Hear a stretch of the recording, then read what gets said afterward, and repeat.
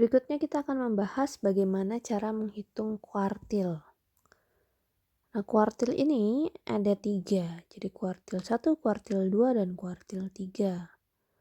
Nah, sebelum mulai untuk menghitung kuartil, selalu pastikan bahwa data yang dimiliki itu adalah data yang sudah terurutkan dari yang paling kecil ke yang paling besar. Nah, untuk soal yang di sini, contohnya kita sudah urutkan ya, datanya sudah terurut. Nah, di sini kita punya 9 data. Nah, kuartil ini juga sama, bisa dihitung untuk populasi maupun untuk sampel. Dan caranya juga sama. Ya, untuk kuartil 1, untuk kita tahu posisinya, kita pakai rumusnya adalah N plus 1 dibagi 4. Nah, andai kata kita mau tahunya yang populasi, berarti tinggal N besar tambah 1 dibagi 4.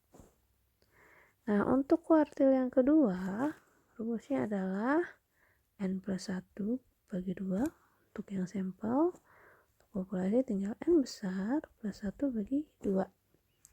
Nah, untuk kuartil ketiga, rumusnya adalah 3 kali N plus 1 bagi 4. Nah, kalau populasi tinggal 3 kali N besar plus 1 bagi 4.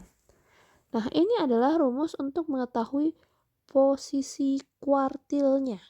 Jadi bukan nilainya, ya, jangan salah. Misalnya contoh, kita mau hitung untuk kuartil 1. Kuartil 1 berarti kita ada 9 data, tambahkan 1 kita bagi dengan 4. Berarti setelah dihitung, nah, dapat nilai 2,5. 2,5 adalah posisi. Ya. Jadi ketika kalian menghitung kuartil dan mendapatkan angkanya pas 0,5, ya misalnya 2,5, 3,5, 4,5, berarti yang dilakukan adalah cari angka ya yang berada di posisi 2 dan 3 berarti ini. Ya, kalau 2,5 berarti kan 2 mau ke 3. Berarti kita cari data kedua dan data ketiga, yaitu yang ini 12 dan 13. Nah, yang dilakukan seperti apa? Berarti nilainya ya adalah 12 tambah 13 kita bagikan 2 sama dengan 12,5. Ya, ini nilai untuk kuartil 1. Nah, jika yang didapatkan ya ketika dihitung, angka yang didapatkan adalah angka yang bukan 0,5, jadi bisa pecahan 8, 75 ya. Misalnya nih ya, misalnya Q1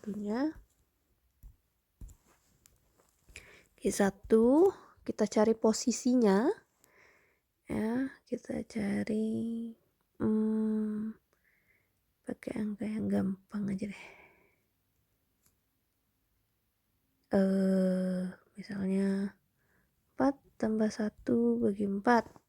Misalnya kita punya 4 data ya. Cara ngitung posisinya kan berarti datanya tambahin 1 bagi 4. Jadi menjadi 5/4 ya kan. Berarti menjadi 1,25. Nah, berarti posisinya adalah posisi 1,25. Ya. Berarti nilai Q-nya, Q1-nya itu adalah data yang ke-1.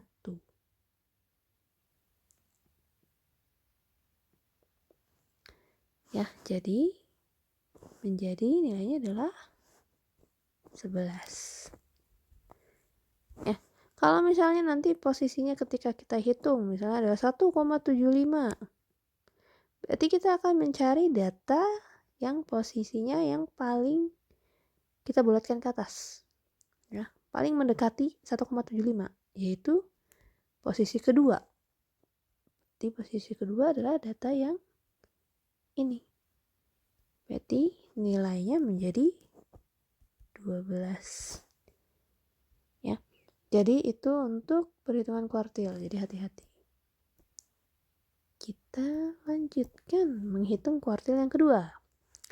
Kita mau cari posisi kuartil kedua. Itu berarti data yangnya 9 plus 1 dibagi 2 adalah 5. Berarti posisi kelima.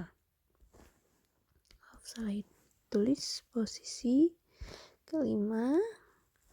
Jadi kita cari data yang posisi kelima itu apa?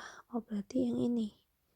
Jadi nilainya adalah 16. Jadi kalau datanya langsung dapat posisi yang bulat, langsung saja masukkan nilai dari posisi tersebut. Nah, berikutnya kita cari yang kuartil ketiga. Ya, rumusnya tadi adalah yang ini. Jadi 3 kali 9 tambah 1. Jangan lupa yang dalam kurung dulu, berarti 9 tambah 1 dulu. Bagi 4. Berarti kan 3 kali 10 bagi 4. Ya, selalu dalam kurung dulu yang kerjakan. Jadi nilainya adalah 7,5. Ini adalah posisi.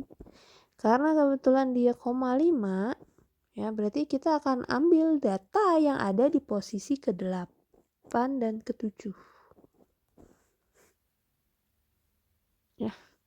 Berarti yang ini dan yang ini. Berarti 18 dan 21. Itu kita rata-ratakan. Berarti 18 tambah 21 dibagi 2. Jadi dapatnya 19,5. Nah, jadi untuk kasus ini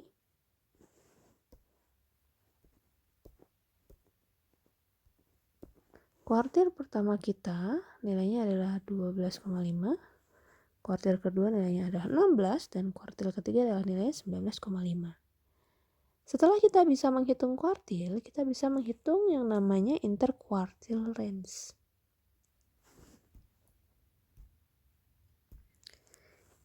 IQR atau interquartile range caranya sangat gampang. Jadi kalau sudah menghitung kuartil, kita bisa langsung masukkan Q3 dikurangi dengan Q1. Jadi kalau ini contohnya berarti Q3 kita adalah 19,5 kurangkan dengan Q1 kita adalah 12,5.